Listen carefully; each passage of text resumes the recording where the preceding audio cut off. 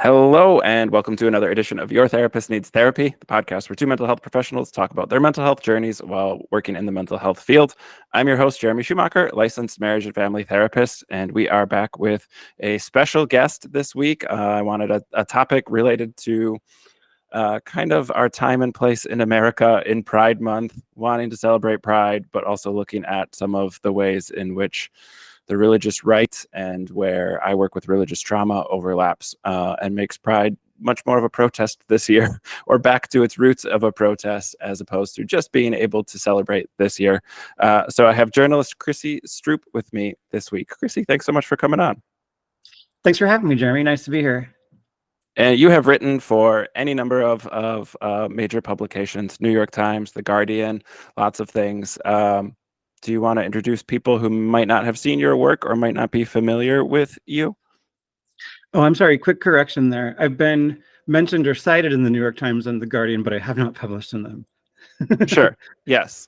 This is where my special guests need to correct me because I know therapy really well, not journalism really well. Good clarification. So, my biggest bylines would be the Boston Globe, Foreign Policy magazine, and after that, I suppose, Playboy magazine. I'm a senior correspondent for Religion Dispatches. It's an online magazine, news magazine about religion and politics, mostly in the United States, mostly generally from a liberal to progressive perspective. And I was, until recently, a weekly columnist for Open Democracy. And then they went through a bunch of restructuring and the finances were not properly managed. Or, I don't mean to say, because British libel laws are ridiculous, so I don't mean to say that like there was any kind of, it's a British organization, Sure. any kind of, malfeasance other than sort of incompetence and maybe just a lack of proper care by the people at the top. And so there was a big restructuring. They were like, if we don't, lay off a bunch of people, we're going to be insolvent by maybe June or July. So I was let go from my columnist role. I have a Substack. It's called The Bugbear Dispatch, and you can find it at www.bugbeardispatch.com. I write about, usually about Christianity, the religious right, my evangelical background, critiques of evangelicalism, sometimes more topical stuff, and a lot of times that topical stuff intersects with the more personal stuff or the more niche interest of what exactly is going on with evangelicals, because as you know, I grew up that way. Working on growing that newsletter right now, and also in the midst of moving from Portland, Oregon to Vancouver, Washington to save some money, which is extra necessary after losing that columnist gig. So yeah, journalism is in a weird place, both financially and I would say the field as a whole. Not a good place. Yeah, it's kind of falling apart, and what's left of the legacy media seems to be being taken over by British men and made even like more conservative than it already is. So. Yeah. So, and I want to dive into some specifics here, but I like to kind of zoom out a little bit when I get started. How is it that you sort of got into the journalist role? What was kind of your journey to covering these topics and writing about these things? So my professional training is actually in academia. I have a PhD in modern Russian history from Stanford University. After getting that PhD, I actually taught at the Russian Presidential Academy of National Economy and Public Administration in Moscow for 3 years. And that was 2012 to 2015. So, it was kind of right at the beginning of Putin's third term, and things started getting worse in a lot of ways. I was there when they annexed Crimea, so that was awkward. Sure. To put it lightly. And then I was able to get a postdoc at the University of South Florida in Tampa, where I taught for another 3 years before running out of steam. No more, not permanent, but decent-ish pay with benefits jobs. And I wasn't going to stay there in adjunct. So I moved back with my parents in Indiana for about a year before I was starting to make enough money, largely thanks to Patreon support as well as just freelancing, to move out to Portland, Oregon, and just kind of try to make it as a writer, which I have been doing ever since. I moved here in 2019, basically just in time for the pandemic to happen. Yeah. So yeah, Yeah, we have my journey is weird academia. in a lot of ways, and I also, you know, I belatedly came to terms with both my sexuality and my gender identity. And so that happened when I was in Moscow, which is weird because Russia was getting increasingly anti-LGBTQ at that time, and I was actually like, oh yeah, I now understand gender well enough to realize that I don't have to be a man, and I never actually felt very good in that role. That doesn't actually fit me. So I wanted to then come out as a trans woman all that time, but I was trying to get myself into a stable-ish place, and then there was this online split in the evangelical community on Twitter that got really, really ugly, and I was kind of smeared, and I ended up, long story short, compelled to come out before I was really ready in 2019, and then that was part of the reason I would have stayed, I think, in Indiana a little bit longer, trying to get some more savings and stuff. Yeah. I have a pretty decent relationship with my parents right now, which a lot of evangelicals don't, but it took some work to get there, but it wasn't them who really pushed me out, though. It was more another family member. So Sure. Yeah. I mean, that story from Russia to Florida to Indiana, like none of those you think of as being really like safe havens for progressive thinking.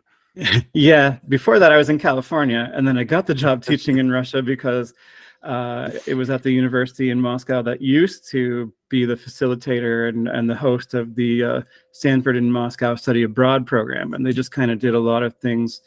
But they had this nice international relationship with Stanford, and of course now the Stanford in Moscow Study Abroad program is defunct, as it should be, honestly. But I mean, it has been, I think, for really pretty much after they annexed Crimea, they shut that down, which was sensible.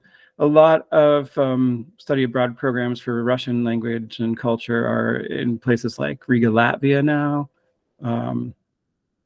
Sure. Yeah. Sorry, that's really, really way off in left field. It's good. I learned so much by having my special guest episodes. Like, I can nerd out about therapy, but it's good to have these people who know a lot about things I don't know about. So, I mean, being in Russia in 2012 to 2015, kind of seeing like the early blueprints of what I would say like Trump and like spending some time in Florida, DeSantis then trying to take the religious right and really politicize that movement. Writing about that, seeing some of that, and then also growing up evangelical, like what has your experience kind of been trying to get the word out? Is it communicating to other ex-evangelicals, or is it trying to just broaden the knowledge people have around this is not some like Ronald Reagan moral majority, although that's part of its history. It's a different thing. I mean, I personally don't see it as a different thing. I see it as a very natural progression to this point. Sure. And the if next you look evolution. If you look back at Reagan, I mean, he also used the slogan, "Let's make America great again" in his campaign, right? The whole Morning in America thing, it was very fascist, maybe proto-fascist, if you want to call it that. It was very nationalist, very right-wing. But that is the moment, though, when the Christian right, as we know it today, crystallizes as a political force, and then Trump is this next moment in terms of them gaining more power. But they, of course, have been working on that this entire time. All these decades, they've been playing the long game. They've wanted this level of power control. I was, socialized to help them take it in my Christian school education. I was on what I call the elite culture warrior track, because I went to the kind of Christian schools that, they do have some AP course offerings. It gets a little weird. They have college prep degrees, which mean diplomas, which means you can study at least 2 years of a foreign language, among other offerings that they have to have. It wasn't all, Abeka textbooks. It was some of them, including even in like high school. Like our senior government class textbook was ridiculous. It was just all God and country propaganda nonsense. Sure. But yeah. we had a semester of government, we had a semester of economics, and the economics we actually did junior achievement. So my class we made frozen pizzas and sold them. That Sure. was Yeah. and Well, and I went. I actually took AP biology in Christian school. And let me just say this really fast: you have to use a standard college textbook for this AP class, right? So it has evolution and everything that's basically generally accepted biology at an introductory level. And the teacher, who was weird in a lot of ways, because he would also often start his class with these long rambling devotionals that he called thoughts, and they were often very apocalyptic. He predicted that Christ was probably coming back this fall around Yom Kippur, both falls that I had him for chemistry and AP biology. But he told us, look, I cannot in good conscience teach you the evolution chapters from this book, but you should go home, read them for yourselves, learn them, and regurgitate them for the AP exam. From which I basically took the message, okay, lying for Jesus is good, because it helps us advance our cause. We basically need people to be well educated and well placed to be in government, business, whatever. This is the kind of school that puts out people to be future, entrepreneurs, lawyers, doctors, finance people, whatever, to fund the missionaries and the ministry people, and then of course the ministry people. So, one or the other, and it's all very political. It's all very much wrapped up in Republican politics. Yeah. Yeah. Well, and I was laughing because I wanted to bring up, I took AP biology at a Lutheran high school, as I was Lutheran K through 12. And my AP teacher, because evolution was 25% of the AP test, so he had to teach it to us, but he wrote the word evil and then a dash and shit. So every time we studied evolution, it was evolution, just so like we didn't get the wrong idea that this was an okay thing to believe. So let me guess, Missouri Synod Lutherans? I was Wells, so the most conservative. Okay, that's even extra hardcore. So yeah, extra hardcore is correct. Yeah, and again, a lot of this stuff.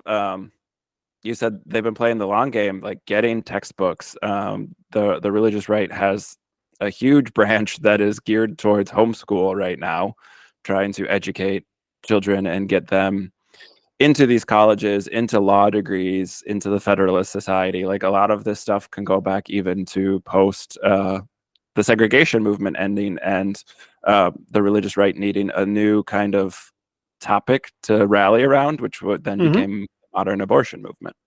Yeah. Once you can't say N-word anymore, as Lee Atwater put it, right, describing his role in the Nixon administration.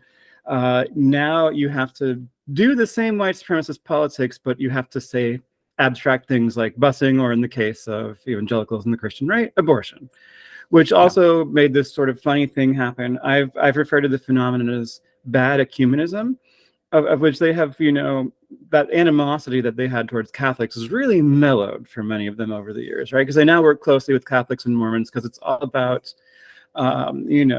they have a lot of these same goals that they all justify through their own theology, so they can work together, and that means they're nicer to each other, at least for now. But I mean, when I grew up, it was like, most Catholics aren't saved. They're nominal Christians at best, cultural Christians. They don't even really read the Bible. They have all this Mary stuff. It's weird, and I don't think they do that much anymore. They don't teach their kids that, like, oh, these Catholics are very weird outsiders, very different from us, and we should really be wary of them. Because I think my parents are like more compassionate than most people in evangelicals, and they would be like, well, some Catholics probably do have a personal relationship with Jesus Christ, and they're saying, but I think now they'd like, people in evangelical communities would be way sort of past that, because they have, there's all that vision of Paul Weyrich and Jerry Falwell and Phyllis Schlafly and all those people trying to build those relationships, coalitions between Catholics and evangelicals back in the 80s, 70s and 80s. Yeah, that worked to get Reagan elected. I didn't mean to imply that Reagan wasn't part of this earlier. That worked to get Reagan elected, who was an actor. They wanted a figurehead or someone to look nice on camera. A fake cowboy, a sort of 25-cent John Wayne. Yeah, right. And then, similar with Trump. I mean, I think Trump is a different case. I think it's that next evolution, but understanding how to do this on camera, short, sweet talking points with no substance behind them. And then really just letting the religious right fill judges, get the Supreme Court, like those types of things were, I think, more than the religious right thought they were going to get out of this equation. Certainly at first, and so many of them who were sort of like ambivalent or even anti-Trump at first backpedaled and were like, "Wow, he really was like the most Christian president ever." I mean, maybe not in terms of his personal piety, but at least in terms of doing what they wanted. And so some of them who didn't vote for him in 2016 said, "Oh, well, I'm definitely voting for him in 2020." And I'm thinking of people like Al Mohler of the Southern Baptist Convention, and I think another one of them was Wayne Gresham. Anyway, there were people who backpedaled. Oh, Wayne Grudem. Sorry, not Gresham. Gresham is a suburb north of here. Anyway. And you mentioned your Substack, which we'll link to so people can find it. But the Bugbear Dispatch, you write that the bugbear, kind of like you're a modern bugbear as a trans woman, and this moral outrage, the faux moral panic around this, the new updated satanic panic around trans people. Can you speak a little bit about the pattern the religious right has used with these moral panics and why it's trans people now? Sure. So if you look back to what we think of as sort of the height of the capital letter satanic panic that people who think about this at all think about when they hear the term, we're looking at 1980s into the early 1990s. Where there's a proliferation of goofy, made up literature and people who go on the speaker circuit saying that they were high priests in Satanist groups, and they and basically telling people all these lies that stir up this kind of fear and moral panic. But there's also a political and sort of social side to it that starts with the McMartin preschool case that starts in Orange County, California, which has always been a major center of right-wing Christianity, where probably if you think of it, step back and think of it in sociological terms, probably because there's so many more two-income households now, and daycare is more of a thing, and conservative women are have all this internalized guilt about it, and the men feel probably a little weird about it too, in many cases, for their wives going to work and them having to put their kids in daycare. So you actually have a lot of panic around daycares. Another piece of the puzzle here is that child abuse really finally entered sort of the American mainstream conversation in the 1970s, right? Mm-hmm. So you get into the 1980s and you've got fear that molestation is happening at daycares and stuff. And I certainly won't say that has never happened. I'm sure it has. But in many cases, people start to make these accusations and kind of like manipulate their kids, small children, right, into saying these things that, oh yeah, they boiled babies and made us eat them. Like we did all these satanic rituals. And in many cases, a lot of people were put in prison who probably didn't even commit any crimes, let alone massive satanic rituals. And there have been a lot of people who have been exonerated since. I mean, some of them are still in jail. This was the big, also because it's part of this moral panic, right? It's this tough on crime era and stranger danger, even though in the vast majority of cases, when we're talking about domestic abuse or child abuse, it's someone that someone that is in the family or close to the family, someone with access, right? So also priests, right? Pastors, because they have access and they can get close to yes. Yeah. But, and just because that's my profession, I do want to chime in and say, yes, we know abuse is far more likely to be propagated by a religious leader than any other profession. Statistically, they're the most likely to abuse. And stranger danger never really panned out or worked or wasn't based on any good science or data. You're far more likely to be taken or kidnapped by someone who's known to your family than a complete stranger. So like those, I would say, techniques or plays of not scientific, not based on research, but this sort of, let's say, something that people can understand easily and is repeatable, stranger danger, that then people will take that and run with it as opposed to needing it to be well researched. Right. And so here's what's happening there. You have this panic, right? And there are some scandals that, do happen that make people think that, maybe all kinds of institutions are more dangerous than they thought. Like there were some real serious scandals happening in the Boy Scouts, for example. But again, that's someone who's close to these families and has access, right? Your scout leader. And so you have all these anxieties that are kind of coming to a head post 1960s, right? For conservative people in particular, a lot of these anxieties are around race and what they see as the traditional family and sort of the traditional white middle class ideal and what that is supposed to be. There's a lot of challenges to that. Some are sort of economic and structural, as a lot of jobs start to get outsourced. And that's part of why you have to have, two-income families becoming more and more common. But some of them are very much a backlash or reaction against civil rights gains and all of that, sort of actual progress and good things that came out of the 1960s. But the 1960s is a very turbulent period. And you can look back to early 1970s evangelical literature and easily find this stuff, that they were very much directly reacting to the 60s and trying to find a way forward. They were very scared about it. So they're externalizing their own anxieties and projecting them onto things that, to them make sense. They need to find enemies, but they can't look inside themselves, right? They need to figure out why all of this is happening, and they need to see spiritual enemies. So bugbears, yes? So, and since they're fixated on trans people these days, I've called myself a modern American bugbear. Back then, they were there wasn't much understanding of gender, even in the general American community. Mainstream people, not just weird Christian people. There wasn't much understanding of gender. So, but there had been some progress toward gay and lesbian acceptance, right? So they focus on them, and a lot of people who do get falsely imprisoned in the Satanic Panic are queer. And that's a big part of probably why they're so disproportionately falsely imprisoned. Oh, and a lot of people who even used to be household names and will be known to people who have paid attention to the recent history of American politics, like Janet Reno, Bill Clinton's attorney general. She was big time, 80s tough on crime prosecutor, and she prosecuted some of these furious Satanic Panic cases and put innocent people in jail.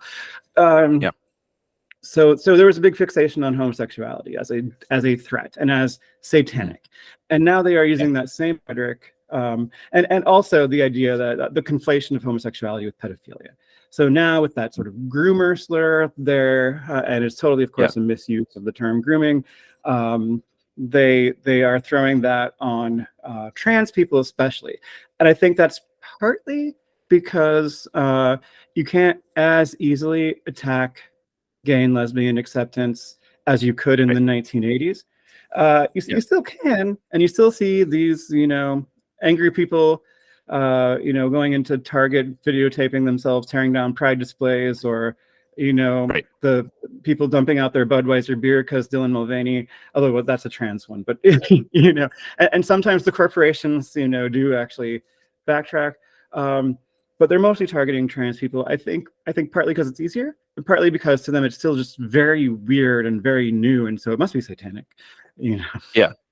I think also a percentage, finding a marginalized group that's a smaller percentage of the population, and so easier kind for of had scapegoating. This vague idea of satanic panic.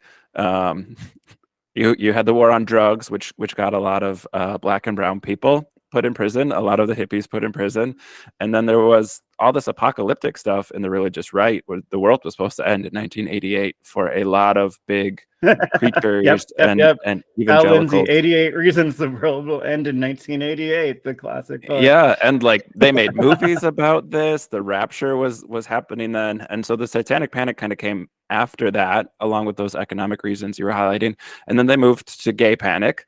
And that became much more accepted. What they thought was a small percentage of the population turned out to be a much larger percentage of the population. And then I would say, the Bush is obviously not saying 9/11 was a good thing, but the Bush era had a lot of Islamophobia. So that became the obvious marginalized group. Let's make it about people who don't look like us, who don't believe what we believe. They're the scary bad guys. And then trying to go back to gay panic, by the time it was getting legalized, gay marriage was being legalized in the United States. They had lost a lot of ground in that marginalized community being people knew too many people who were gay, like your neighbor was gay, or your kids' friends were gay or whatever, and like it wasn't so easy to demonize and say, look at this is scary. So I think that's when it shifted around to some of the gender ideology and into attacking trans folks. Hmm. Yeah, and most people do report that they don't know. Most Americans do report that they don't directly know anyone trans. They probably, in many cases, do, but don't know that they know. Yeah. So exposure could really help. And a lot of us thought there was this big sort of trans tipping point in 2014 to 2015. There was a lot more visibility. A lot of it seemed positive. I think a lot of it can be sort of accredited to Laverne Cox for her role in Orange is the New Black. Hmm. She got so much attention, and actually people could learn a lot about trans experience from that show. I think it was actually pretty well represented. Um, Maybe if you sort of put aside the fact that we're talking about a prisoner who committed credit card fraud in order to get some surgeries, and this is maybe not the greatest represent, but Laverne Cox was awesome in that role, and Yeah. helped create a lot of visibility around trans people. Yeah. And And I then think, it sort of all started falling apart. And I do think you're right to identify 2015 the Obergefell decision, right, as a big moment that started this anti-LGBTQ backlash. And I personally do think it is, every much that Supreme Court decision is every much as at risk as Roe was before it got overturned. I mean, I think the Supreme Court is very likely to overturn Obergefell if they can yeah. just find a pretext to do it, which basically just means a case needs to make its way up there. So yeah, they got what they wanted, right? I mean, they illegitimately stacked the Supreme Court. I, like many Americans, consider the current Supreme Court fundamentally illegitimate. And the funny Yeah. thing is that most of the justices are Catholic, and they don't care. They don't mind that Right. because they're also doing what they want. So Yeah. Well, and I was going to say, like, some of this plays into what I would say the religious rights talking points already were of, there is a concept of the ends justify the means. You jokingly said earlier, you learned lying for Jesus is okay in your AP biology class, but like, there is this idea that like if we're bringing more people in, or this is a moral or a spiritual battle, so much language and verbiage around being at war, like that these things then are acceptable or they're okay, that, well, the other side would be doing it if it wasn't us, so it's okay that we do it. Like, I think becomes this weird justification, and religious absolutely. folks have been practicing that thinking pattern for a long time. That is very much the logic of extremism and authoritarianism, right? That no one really believes in, democracy and our institutions working fairly and perfectly. Everyone actually cheats if they can. So there's that aspect to it. And also that, there's no way that we can compromise. It's just one side or the other has to smash the other Yeah. side. Yeah. So yeah. The evangelical movement too, with like some of the modern the modern family and like these talking points. I mean, if you were raised evangelical, this is full of hypocrisy and it's easy to poke holes into it, but that talking point to the mass media is pretty appealing and approachable, that like there is this concept of a nuclear family, even though I've read the Bible multiple times. Like, that's not in the Bible. They were polygamists. They were, like there was no nuclear family in the Bible. That's a modern idea, not something that existed. And so like the religious right has had that as a talking point for a long time. And so something that is different than that, then it becomes an easy attacking point, because they're programming people to have issue with anything that doesn't fit this neat box. Mm-hmm. And they're very afraid of difference, and they tend to Mhm. demonize difference. And I mean, this is also something that happens in different kinds of authoritarian and nationalist movements. Is you have to circumscribe who is a part of the nation or the people or the folk, and so these deviants can be said to be traitors or not really a part of the nation, delegitimated. Um, Yeah. and in the case of the Christian right, and well, Republicans generally today, I mean, they don't even really recognize the legitimacy of Democrats to have any political power at all. Right. And I don't know if you're probably not old enough to remember, but before Barack Obama was the Antichrist, Bill Clinton was. uh, Yeah. I certainly remember that from middle school in the 1990s, and all these jokes about, what if Bill Clinton died, and the reason you don't want that to happen is 2 words, or 3 words, Vice President Gore.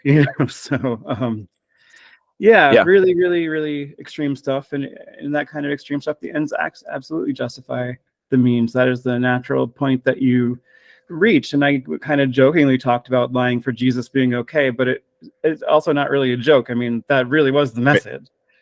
Yeah. Is that Right. yeah, you just put down what they want on the exam, so you do well, so you get the credits. Creationists, that's its own whole weird ecosystem within the Christian right. But I mean, everyone in the Christian right mostly believes in creationism, but there's only a few people who do it professionally, but they would Mhm. love to have more like actual biologists on their side too. So if you can somehow finagle your way to like a PhD in biology, they would love that, except that doesn't really happen. The vast majority of creationists have credentials that are not in anything really related to biology per se. I mean, I think the closest Yeah. was the late Dwayne T. Gish, who was amazing and absurd. Are you familiar with the spurious debate tactic called the Gish Gallop?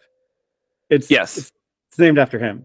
Okay. I And didn't know that. one I of didn't know it was named after a person one like of that. one of my prized possessions is a copy of his book Dinosaurs, Those Terrible Lizards, with these like very trippy 1970s illustrations, Sure. and it's got all the great stuff like, oh look, they found human footprints and dinosaur footprints together, and because of bombardier beetles, maybe Parasaurolophus breathes fire with its weird crest thingy, and and of course, dinosaurs, lived about 6,000 years ago in the Garden of Eden, were on Noah's Ark and all that stuff. But Right. Dwayne T. Gish, he did actually have a postgraduate degree.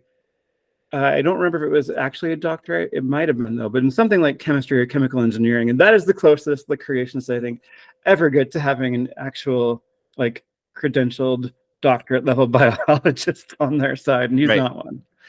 Yeah. Well, and And he Mike worked in Johnson. industry for a while before he jumped on the creation grift. So Yeah. Mike Johnson is like besties with, I'm drawing a blank on his preferred failed historian, but like who oh, puts David out Barton. yes, thank you, David Barton. Who, his Christian publishers have had to pull his books because of how lacking they are in science. That And that book yeah, on Thomas Jefferson, yeah, right. was ridiculous. Um, yeah. But I would say Mike Johnson's probably one of the few upfront, out and out evangelical Christian nationalists who seems to be an actual believer. Oh, I don't know. I think Marjorie Taylor Greene is probably a true believer too. For example, I mean, I know she's Sure. absolutely nuts and says whatever, but I just don't believe that most of these people don't believe their own bullshit.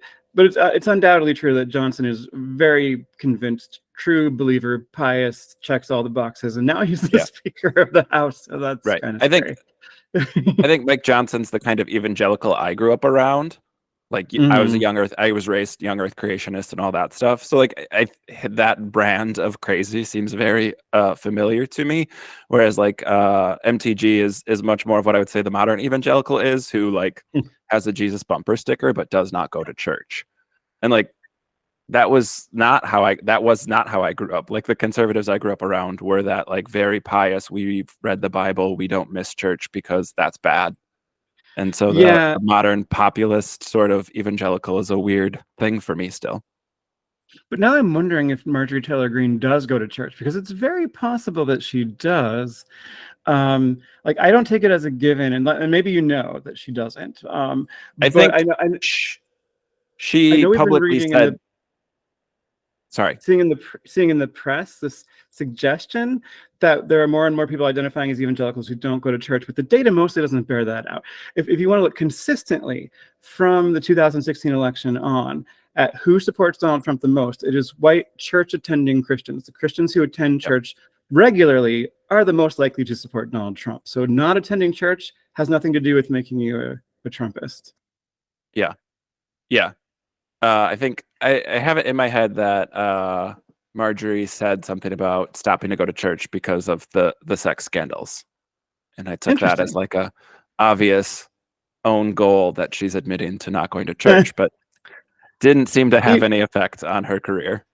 You might be right. She calls herself a Christian nationalist, and I'm not saying that in the data there's not any of these self-identifying hardcore MAGA evangelicals who don't go to church. There are some, but it's still consistently true. There's a through line in the data that a lot of journalists, I think, have mishandled and misrepresented this data, that church attendance among white Christians is a regular church attendance is an indicator of Trump support.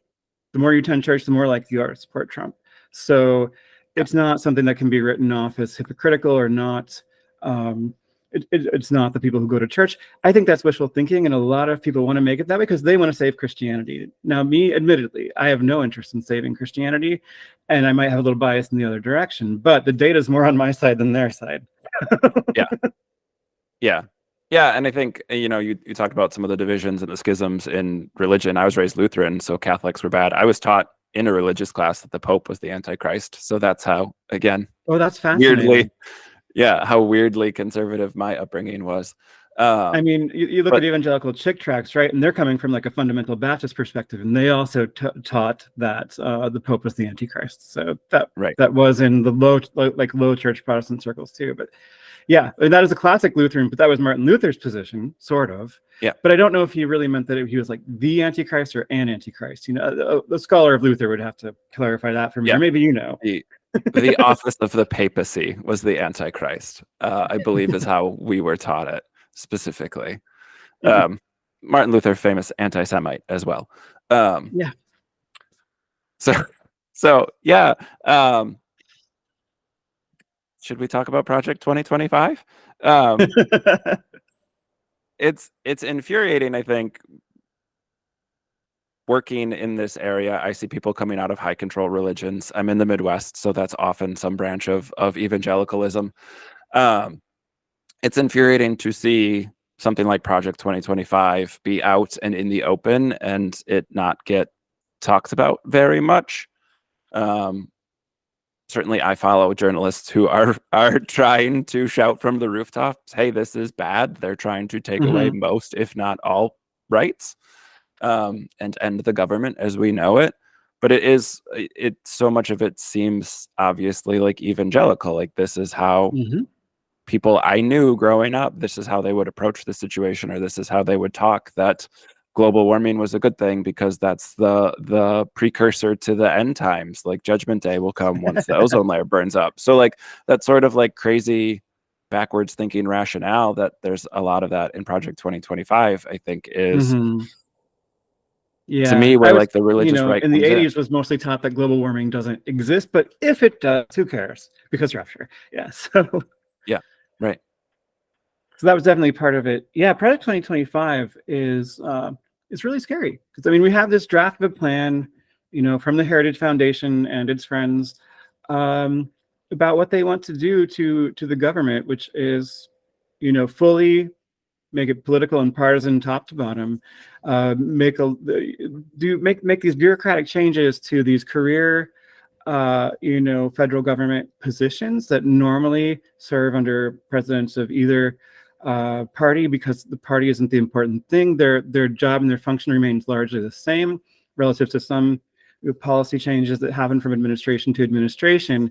I mean, obviously Trump tried to do this before, basically, and he thought that his Attorney General Jeff Sessions should do whatever he wanted, right? And then Bill Barr, who almost did everything he wanted except that one thing, which was kind of go along with the coup.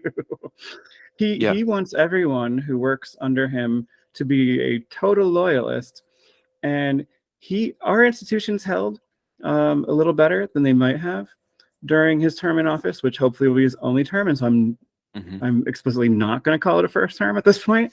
But if he gets a second term, the whole Republican Party is now much better positioned and behind him in an organized way, because he's chaos and he has no organizational skills. Right. He's not a thoughtful guy. He's just like, do this, do that. And under that first administration, I hate to even call them this because they're really terrible people for the most part too. But he had these adults in the room who, could kind of keep him from going too far out of bounds, and the federal government kind of limped along with a lot of career bureaucrats not necessarily being affected. I mean, for me personally, I know I couldn't have worked in the Trump administration at all, and I would have just resigned. But it's probably good that not everyone did. Yeah. However, they are really prepared and organized now to just start restructuring government from top to bottom, politicizing everything, very much including the Justice Department, which is supposed to be independent. And they're using this phony rhetoric, of course, now after Trump's been convicted of 34 felony counts, of weaponization of the Justice Department and the justice system, which obviously hasn't happened at all. I mean, his convictions are in a state court. That's the federal DOJ doesn't even have anything to do with that. The federal DNJ, in fact, bent over backwards. I mean, Merrick Garland dragged his feet ridiculously on prosecuting Trump to make sure it would not appear political. And yet they still drag him into Congress the other day and scream at him for prosecuting Trump at all. Honestly, yeah, Gerald Ford said a really bad president when he pardoned Richard Nixon. Yeah, well, and Speaker Mike Johnson, I mean, some of these open Christian nationalists who are pretty involved in like the drafting of Project 2025, the New Apostolic, what is it? The NAR? What's the R? Yeah, the New Apostolic Reformation. Yeah, I think it's Reformation. Yeah, those folks are like the crazy Christians, the ones who believe the Earth is 6,000 years old, and so like though that's all in those Project 2025, and then you have people like Amy Coney Barrett and Mike Johnson who are in significant positions of power in our country, who would go along willingly with this. They've been prepping this for decades. And they want to like sort of Christianize all American schools. They don't even really want there to be a federal Department of Education. And yeah, this is another whole big can of worms, but they've started with making homeschooling legal and then deregulating it like crazy from the 1980s, right? The Homeschool Legal Defense Association, HSLDA, always say it's the most important Christian right lobbying organization you've never heard of. Very successfully deregulated homeschooling through a whole bunch of court cases in the 80s and 90s, to the point where today there's basically no regulation with teeth pretty much anywhere. And it's often used to indoctrinate kids in extremist ideologies. They did that, and then they founded Christian schools, which, as you mentioned earlier, many of them started as segregation academies. But you could call them Christian schools and teach a Christian curriculum, and then you could also say, and since it's private, we don't admit Black students, which has since, of course, changed. And the Bob Jones case was a whole big thing there. Certainly, if you're taking any federal or state money now, you cannot do that racial discrimination in those schools. But they still do it in a lot of other ways. Like they have certain like, dress codes, hair policies, right, that disproportionately affect Black people, Black students. And Betsy DeVos with the voucher program and expanding school choice was that's where I was going. Now it goes to vouchers and exactly. When I was at a Lutheran high school is when we adopted school choice and changed our enrollment significantly. But for like a Lutheran school, like Wells is a very small subsect of Lutheranism. Like it's very unpopular.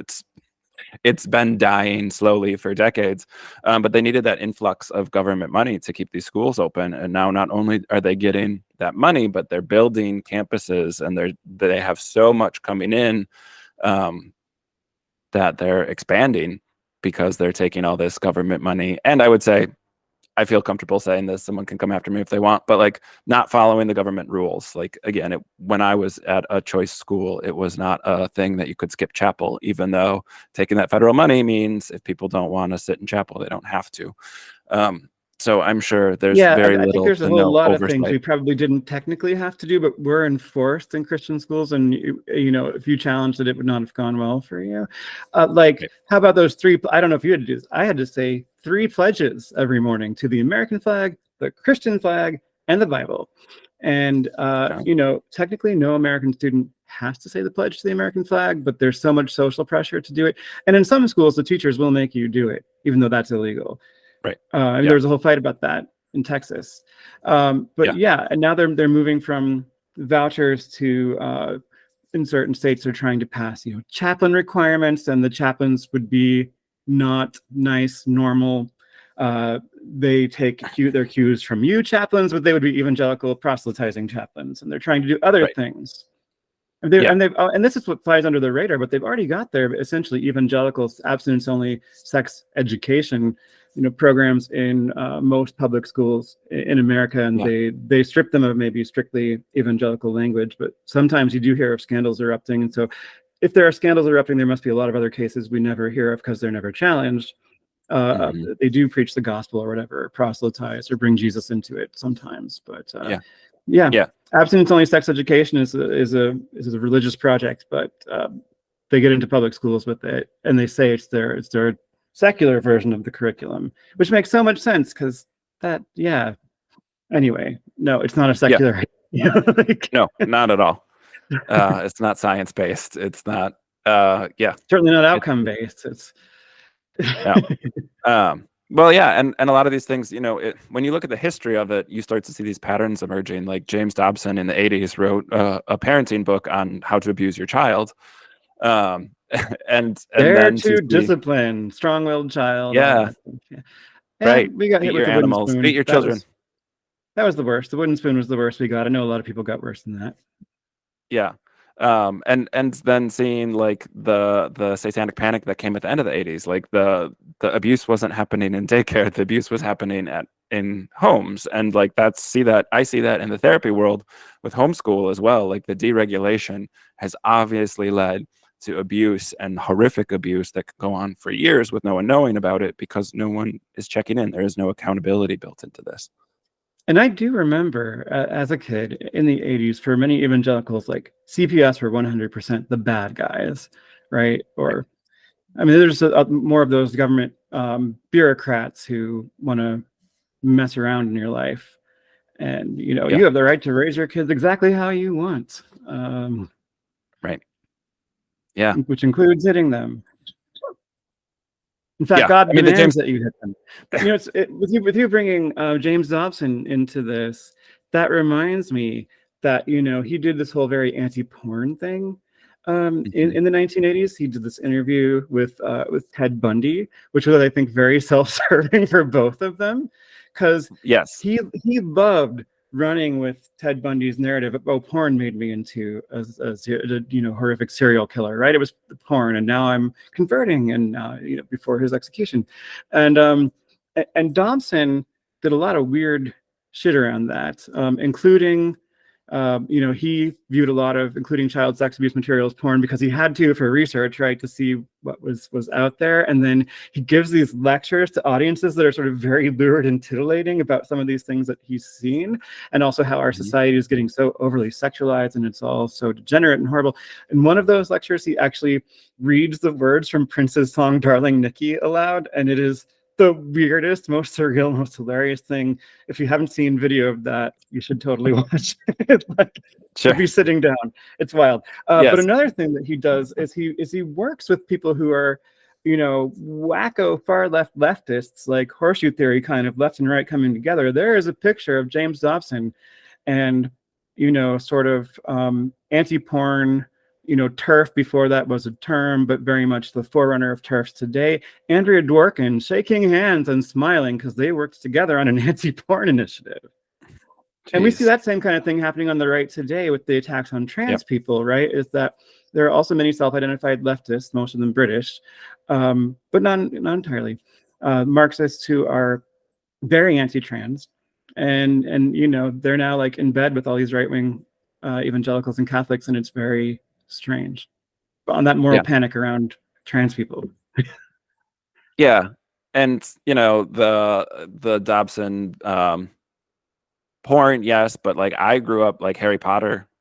When Harry Potter, like, man, this opens up a separate topic too. It really does. But like I was not allowed to read Harry Potter because it was demonic. Like that's again the level of conservatism I had. Like we grew up on Tolkien because he was a good Christian, but like not that Harry Potter stuff. That was demonic. And so the book banning and like limiting that stuff, Congress, which there was a congressional member who was reading a graphic novel, which like again one of those.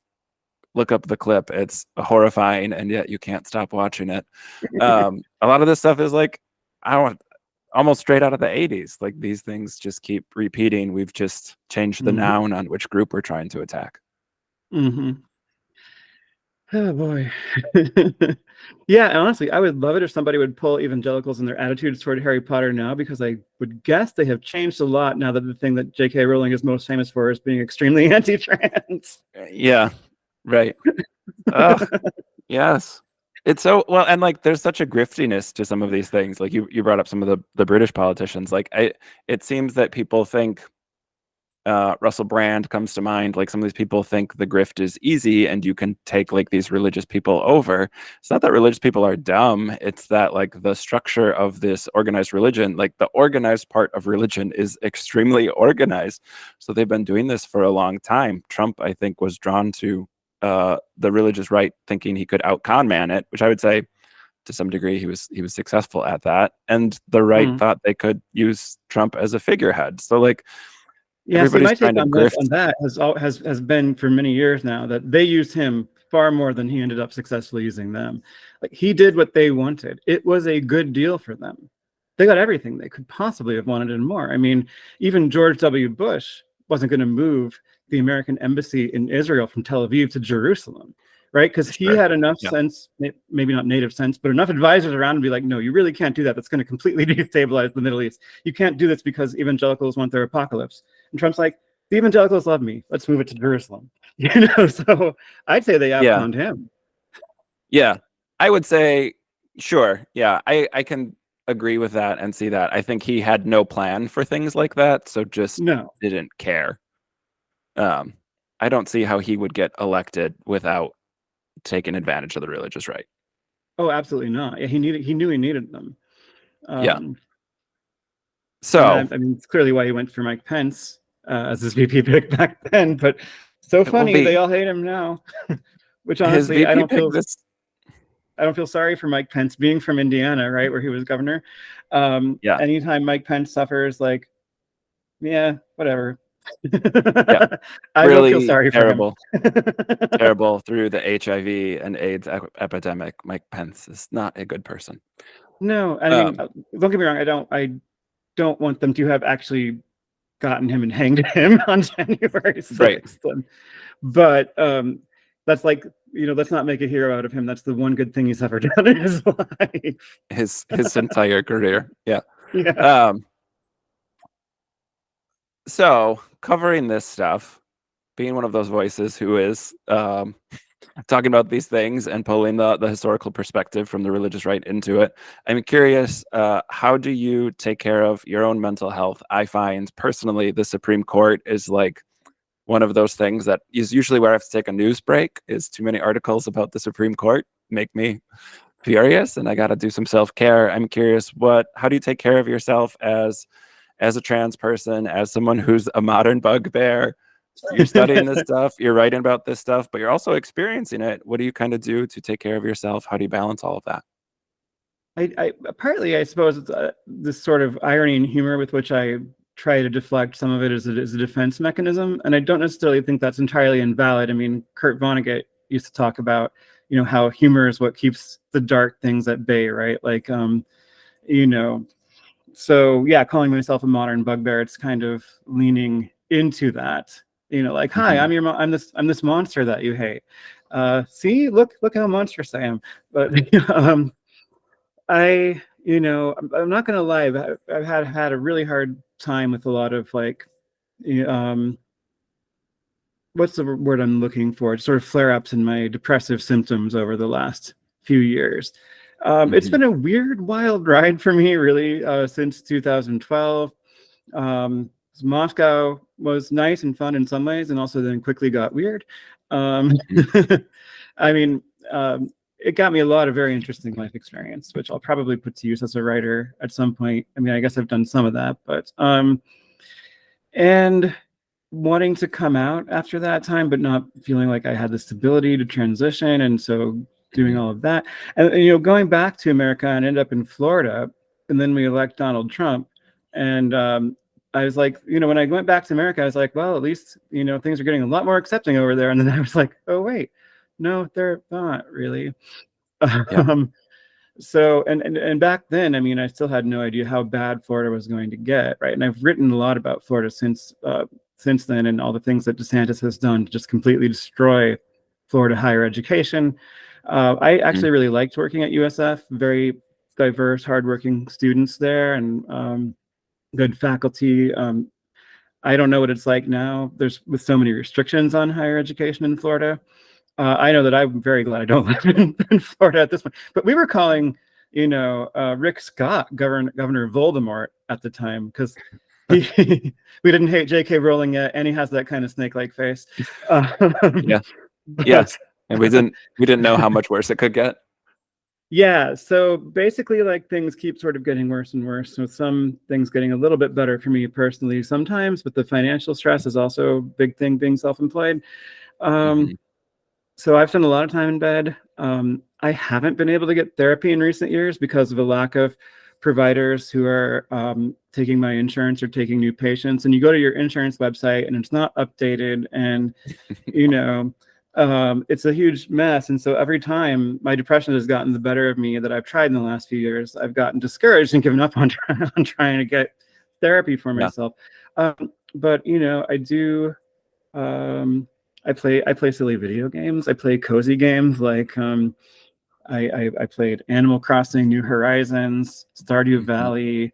I also like the Zelda franchise. I escape into like fantasy sometimes. I hang out with friends and try to start building a little bit more community stuff, and as I'm able to. Um, but yeah, I don't know. I still am really working on. Well, for a while, I was able to do Pilates too. That was great. But then I Sure. had to stop. Didn't have a car for a while because it got rear-ended, and it was in the body shop. It was not the fault of either me or my chosen sister. She was driving, but it was she was rear-ended really hard at a red light by some total dumbass. Um, Yeah. and so there was no car. I couldn't get to Pilates classes Sure. because they weren't right in Portland. They were down in Lake Oswego, and they were too expensive. And I need to get back into some kind of regular physical routine for sure, because that Yeah. really did help me center myself at the time. Um, yeah, everything's kind of in flux right now. I'm getting ready to move, and I hopefully can get into some new and good routines.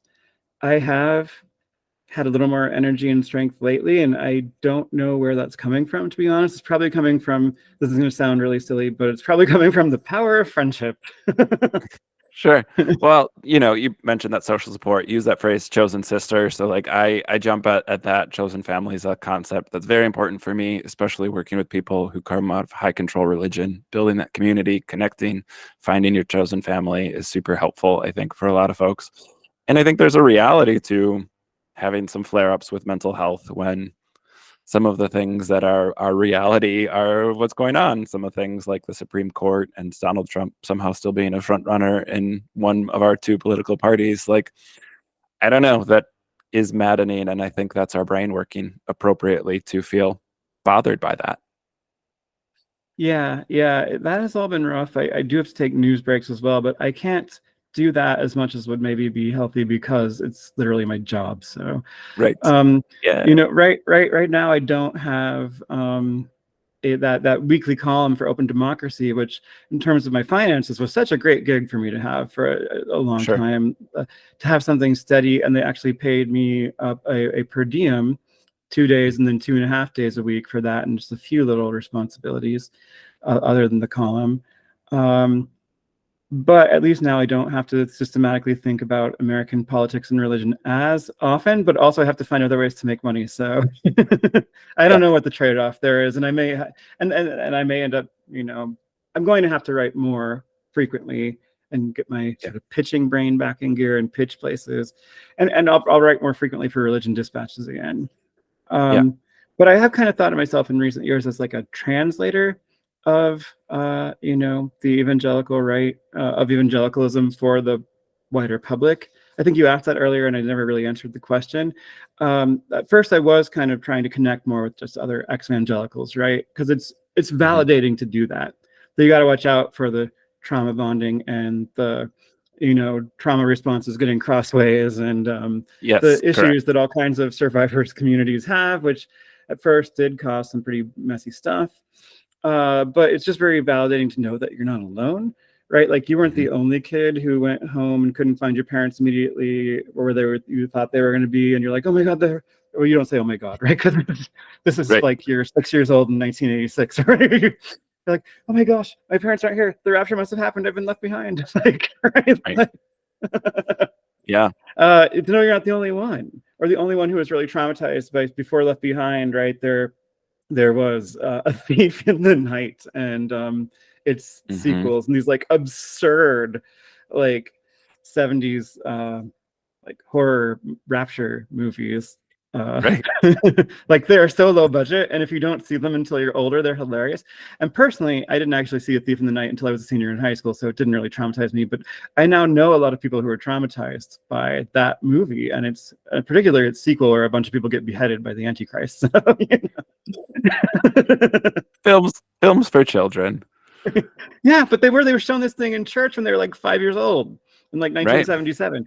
I was born in 1980, so I was kind of born like in this in between moment where we're still obsessed with the rapture, but people aren't watching A Thief in the Night as much, and Left Behind is not quite here yet. Yeah, yeah. I was post 80. I was born in 1988, so I missed that rapture panic and You were supposed had that all was the supposed to happen that year. You were born in right. the year It of was the supposed rapture. it was supposed to happen. I think it was around my birthday when it was supposed to happen. But it was one of those things where, like, right, I grew up in that thick of that next response then, which was the satanic panic. Um, yeah, but yes, I mean the ex-evangelical community, like, it's so weird. I mean, I've been out of the church for 6 years now, but was really heavily involved in it through, first 30 years of my life. And so it's one of those weird things where, like, that community is super helpful, but like you said, some of those survivor communities can run into issues as well. It's hard to break that hierarchical thinking. So people who leave high control religion often get pulled into some other hierarchical, very structured, very rigid setup that is Hmm. still unhealthy for them. Yeah, And I, yeah. But that did help me for years, and I was also I was an administrator for the evangelical Facebook group for a while. I think they've got 12 or 13,000 members now. It was over 10,000 before I left. mhm, For mental health reasons, like, I just needed to pull back from that kind of engagement. But yeah, yeah, but now really, since 2019, I think I've seen myself as more someone who um, I still need ex-evangelicals in my life, and I have a lot of ex-evangelicals in my life, but my public role is more about trying to explain the Christian right in terms that the broader public can understand, and hoping maybe some people will listen, yeah, yeah, for sure. Because I think it's, especially with some of the political figures we mentioned, it is needed now to contextualize some of what they're saying and underline some of the crazy that it's underneath what they're saying, because it's Right. right there. Like, it's a Yeah, crazy, but it's an internally consistent one that has its roots in certain impulses, and there's an ideology there that can be understood, and maybe if enough people understand it, they'll take certain helpful actions to mitigate its harmful effects. right, right. And I appreciate your candor and kind of saying, like, some of this is hard, and finding the balance. Like, therapy is expensive, Pilates is expensive, like, a lot of this stuff that we have for what should be our health and well-being, we have also, existing in late stage capitalism, becomes a money making endeavor, and it is hard to get good care or good support when you need it, because it's a way for someone else to make money. Yeah, and I mean, sometimes that's inevitable, right? Like, I don't blame my Pilates teachers for the fact that the Right, membership in the club where you would get like 4 lessons with it was $100 a month or something. But right. that's unsustainable. Also unsustainable for me. So Yeah, well, and, like, I'm a therapist. I don't take insurance anymore. I've been doing therapy for 15 years. I know that that means not everyone can see me, and I also have to pay my bills and not lose my mind seeing 30 clients a week like I used to when I was in an agency. So it's one of the, right, it's everybody existing under this late stage capitalism that is not helping you unless you were born rich. yeah, That's not a hopeful end to this no, episode at all. no, but it's true. Look, here's how so, okay. I don't know how we feel about quoting Woody Allen movies anymore. I mean, I know that, like, yeah, Woody Allen's a shit person. Okay, he's also still kind of a genius, and I don't know where I am exactly on separating the art from the artist. But if you remember Annie Hall, right, and there's that moment when he is describing, this woman as like New York, Jewish and this and that, and she calls him a bigot, right? And he says, well, yes, I'm a bigot, but for the left. And so I kind of think of myself like, well, yes, I'm a doomer, but for the left. Like, I'm a doomer who still fights, right? It's quixotic, maybe. I don't really have much hope for humanity. Sorry, I want to. I'm trying. I want to believe. Okay. But just because I think we're probably doomed doesn't mean I'm not going to fight for what's good and just. Right. What else is there to do? Yeah. I kind of am a little more on the like Frodo and Sam in Lord of the Rings, as like there's some good left and it's still worth fighting for. And I mean, I actually agree with that statement as well. So, there's some good left. Yes. Chrissy, thanks so much for coming on and talking about all this today. Let's do another plug for the Bugbear Dispatch. If people want to find you, if they want to learn more about this and see your writing a little bit more in depth, where can they find you? So I've still, got my corpus at Open Democracy, and I think I've done a lot of really good work there that I would point people to. Also, Religion Dispatches, and then www.bugbeardispatch.com. I also have cstroop.com. It hasn't been updated much in a while, but I did make some infographics there that you can find that a lot of people have found useful. And then there's like some very old blog posts, some of which I still like, but Yeah. Sure. And we will have all of those links in the show notes, so they're easy for people to find. Chrissy, thanks so much and sorry, I'm on Blue Sky. Nope, go ahead. And Blue Sky and Threads. Sorry, I forgot to say that. Yes. Yeah, cool. We'll get all the social media up too. Thanks so much for coming on. I really appreciate your time. Thank you, Jeremy. It's been lovely chatting with you. And to all our wonderful listeners, thanks for tuning in again this week. We'll be back next week with another new episode. Take care, everyone.